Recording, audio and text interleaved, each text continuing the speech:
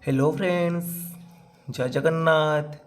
तो आज भिडियो रे हम डिस्कसन करबा ओटीटी परीक्षा 2026 ओडिया रे एक गुरुत्वपूर्ण क्लास को जो थरे कि आपण मानकर किछि ओडिया पेडागोजी प्रश्न रहिबो ता सहित किछि ओडिया ग्रामर मध्य प्रश्न रहिबो। तो आज ये क्लास टी निश्चित भाव में आपण मानकु आगामी ओटीटी एग्जाम जोटा कि आपण मानकर मे मासर हेबाकु जाउची, तो सेटा बहुत बहुत गुरुत्वपूर्ण रहिबो ये क्लास। जदि आपण मानकु ये भिडियोटी भल लागिबो निश्चित भाव में लाइक करेंगे, कमेंट करेंगे, ता सहित शेयर मध्य करेंगे एवं जो माने कि चैनल को प्रथम थर पर विजिट करछंती चैनल को सब्सक्राइब करेंगे। तो चलंतु डेरी न करी आज भिडियोटी को आरंभ करबा। देखंतु प्रथम प्रश्न अछि, तुमे गाँ को जीव रेखांकित पदटी केउं प्रकार सर्वनाम। तुमे गाँ को जीव एठारे रेखांकित होइछि तुमे परे, एटा केउं प्रकारर सर्वनाम? प्रश्नवाचक ना संबंधवाचक ना व्यक्तिवाचक ना गुरुत्वारोप? देखंतु तुमे एटा किछि प्रश्न पचरा जाउनी कि एटी संबंध नाही किछि, एटा व्यक्ति को बुझाउछि, तो एटा हबो व्यक्तिवाचक सर्वनाम। तो जो माने सी ऑप्शन चूज करछंती से मानकर ठीक अछि। तो नेक्स्ट क्वेश्चन आछि, पूजा पाई फूल फल आनिबो एठारे ओ केउं प्रकार अवय? एठारे ओ केउं प्रकार अवय? पूजा पाई फूल ओ फल आनिबो, तो ओटा होउछि हमर एठी कोन ना संयोजक अवय, ना दीटा को संयोग करूछि। ओ एवं ए सब रहउछि संयोजक अवय। बीजोजक अवय कौन कौन? किंबा नचेत अथच ये सब होउछि बीजोजक अवय। आ विभक्ति सूचक जो लगी जो विभक्ति लगी तांको द्वारा ए काम हेनी, द्वारा द्वारा रे दे ये सब जो विभक्ति लगी हीरा हम कौन ना विभक्ति सूचक अवय। आ पदान्वय हम तो दीरा पद को संयोग कर। तो नेक्स्ट क्वेश्चन देछि, केउटी मिश्र क्रिया? ऑप्शन देछि दर्शन करिबा, पढ़िबा, आसी अछि मागिला।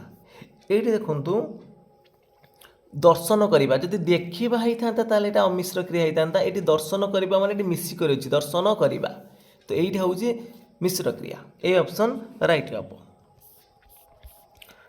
तो नेक्स्ट क्वेश्चन देछि, निकट शब्द रे केउं अर्थ रे नि उपसर्ग व्यवहृत? निकट शब्द रे केउं अर्थ रे नि उपसर्ग व्यवहृत होइछि? कौशल ना सादृश्य ना सामीप्य ना मध्य? निकट केउं अर्थ रे नि उपसर्गर व्यवहार होइछि? तो नि एठी सामीप्य दृष्टि व्यवहार कराइछि, तो सी ऑप्शन राइट हबो। तो नेक्स्ट क्वेश्चन देछि, केउंटी विशेषण पद नुहे? आरण्यक, आकलित, आंतरिक, अनुष्ठान। केउंटा विशेषण पद नुहे? केउंटा विशेषण पद नुहे? देखो अनुष्ठानटा विशेषण पद नुहे, अनुष्ठानटा विशेष्य पद आसबो, एटा विशेषण हेनी, ताले डी ऑप्शन राइट हम। तापर देखो नेक्स्ट क्वेश्चन देछि, केउंटी क्षुद्रत्ववाचक शब्द? कुला, कुड़िया, घंट, डंगा। केउंटा क्षुद्रत्ववाचक शब्द? तो एठी आपण मानकर सठिक उत्तर आसबो कोन ना ऑप्शन नंबर सी हम, घंट हम एठी राइट आंसर। तो नेक्स्ट क्वेश्चन देछि, शुद्ध पदटी चयन कर। कोटा एठी ठीक अछि? शुद्ध शब्दटी चयन कर। देखो ऑप्शन नंबर डी आपण मानकर भूल अछि। धूम्रपान देछि, एटा धूमपान होइतांता। मिनती भूल अछि। पतिता पवनी एटा भूल अछि। मार्गशीरटी एठी ठीक अछि, तो ए ऑप्शन राइट हम। तो नेक्स्ट क्वेश्चन देछि, प्रदेश युक्त इक हला प्रादेशिक, केउं अर्थ रे इक प्रत्यय होइछि? प्रदेश युक्त इक हला प्रादेशिक, केउं अर्थ रे इक प्रत्यय होइछि? अध्ययन अर्थ रे ना संबंध अर्थ रे ना जीविका अर्थ रे ना जात अर्थ रे? प्रदेश युक्त इक हला प्रादेशिक एटा होउछि आपण मानकर संबंध अर्थ रे, बी हबो एठी राइट आंसर। तो नेक्स्ट क्वेश्चन देछि, खाइबा पतर रे धूली देबा एई रूढ़िर अर्थ कौन? तो ओटीटी एग्जाम रो निश्चित भाव में आपण मानकर पेपर 1 हो बा पेपर 2 हो शुद्ध शब्द आउ रूढ़ी कंपलसरी आपण मानकर गोटे रु दुईटा प्रश्न आसीबो। खाइबा पतरे धूली देबा यार अर्थ कौन ना जीविका छड़ाई देबा ए ऑप्शन राइट हम। तो नेक्स्ट क्वेश्चन देछि तुंड बाइद सहस्र कोश यही लोकवाणीटर अर्थ कौन हम तुंड बाइद सहस्र कोश यही लोकवाणीटर अर्थ कौन आसीबो। तो सठिक उत्तर हम ये आपण मानकर ऑप्शन नंबर बी आसीबो ना लोक मुखरे कथा बहु दूर प्रसरी जाए तुंड बाइद सहस्र कोश। तो नेक्स्ट क्वेश्चन देछि शिशुर शिक्षण दुर्बलतार कारण जानिबा पई क्यों मूल्यांकन करा जाए ताकू कौन कह शिशुर शिक्षण दुर्बलता कारण जानिबा पई जो मूल्यांकन करा ताकू को प्रकार मूल्यांकन कर। तो चारि प्रकार मूल्यांकन आम जानी गठनमूलक मूल्यांकन होची गोटे एकक शेष जो प्रकार मूल्यांकन करा व्यवस्थान मूल्यांकन कौन कौन क्षेत्र में नियुक्ति होगापी हेले जो प्रकार आम मूल्यांकन कराए सेटा हूँ व्यवस्थान मूल्यांकन आ समाप्ति सूचक हूँ वर्ष शेष जो प्रकार मूल्यांकन करा समाप्ति सूचक आ पिला मानकर दोष दुर्बलता जानापी जो प्रकार मूल्यांकन करा हूँ निदानात्मक। ताले एठी आपण मानकर सठिक उत्तर हम ऑप्शन नंबर बी हम। तो नेक्स्ट क्वेश्चन आछि केउटी सृजनात्मक लिखनर अंतर्गत नुहे चित्र देखि लेखिबा ना गोटे नामकरण नहीं कविता लेखिबा ना केतक असंपर्कित शब्द को नहीं अनुच्छेद लेखिबा ना मुखस्थ करुवा कविताटी को लेखिबा केउटी सृजनात्मक लिखनर अंतर्भुक्त नुहे। जदि आम चित्र देखि लेखुचे ताले एठी हमर कोन चित्र विषय रे हम धारणा करके लिखिबा तो एठी हमर कोन होउची ना सृजनात्मक चिंतन रहिबो। गोटे नाम दिया जाइछबो ताकू नै कविता लिखिबा एठी भी सृजनात्मक रहिबो। असंपर्कित शब्द को लेकिन लिखा हम कि मुखस्थ जोटा कर लिखा ये हम कि ये हेनी ताले डी ऑप्शन राइट हम।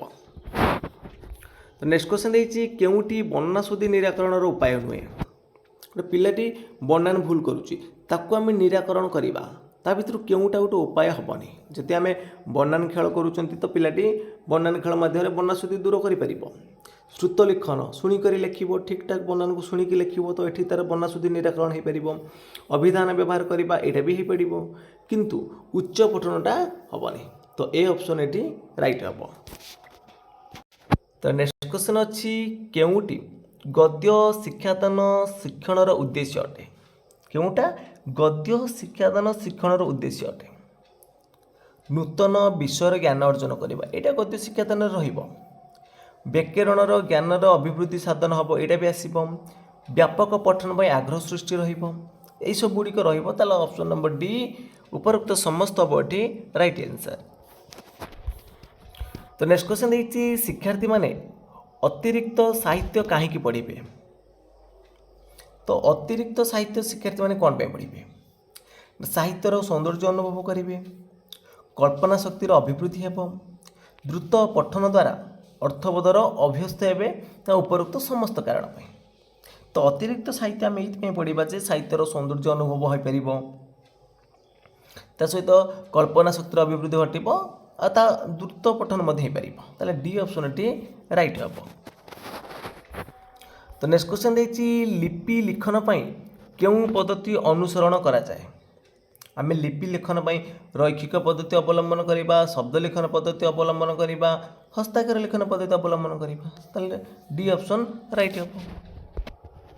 तो नेक्स्ट क्वेश्चन देखिए निम्नस्थ केउटी एक प्रकार अनौपचारिक पत्र अटे दरखास्त निमंत्रण पत्र वाणिज्यिक पत्र घरोई पत्र तो औपचारिक पत्र हूँ ये तीन टाँगे देखो निमंत्रण पत्र दरखास्त वाणिज्यिक कहीं आम जो लिखती पत्र ये आम किसी मेनर थाए सम्मान थाए आउ ए आमर न थाए डी ऑप्शन राइट हम यहाँ हूँ अनौपचारिक पत्र। तो नेक्स्ट क्वेश्चन देखिए वर्षा ऋतु विषय रचना लिखिबार केउटा उद्देश्य अटे वर्षा ऋतु विषय रचना लिखिबार केउटा उद्देश्य अटे वर्षा ऋतु संपर्क में वाक्य लिखिपारे वर्षा ऋतु संपर्क में चित्र अंकन करें चित्र देखिए वर्षा ऋतु वर्णना करें ना उपरोक्त समस्त। तो वर्षा ऋतु संपर्क में रचना लिखिबार उद्देश्य कौन हम तो ये आपण मैंने कमेंट बॉक्स रे जणाइबे। तो फ्रेंड्स आज क्लास टी सरी जाइए जदि आपण मानक क्लास टी भल लगी निश्चित भाव में लाइक करेंगे कमेंट करेंगे ता सहित शेयर करेंगे ଏବଂ ଯେଉଁମାନେ କି ଚ୍ୟାନେଲକୁ ପ୍ରଥମ ଥର ପାଇଁ ଭିଜିଟ୍ କରୁଥିବେ ଚ୍ୟାନେଲଟିକୁ ସବସ୍କ୍ରାଇବ୍ କରିଥିବେ। ତ ଫ୍ରେଣ୍ଡସ୍ ଆଜି ପାଇଁ ଏତିକି। ଜୟ ଜଗନ୍ନାଥ, ଜୟ ହିନ୍ଦ।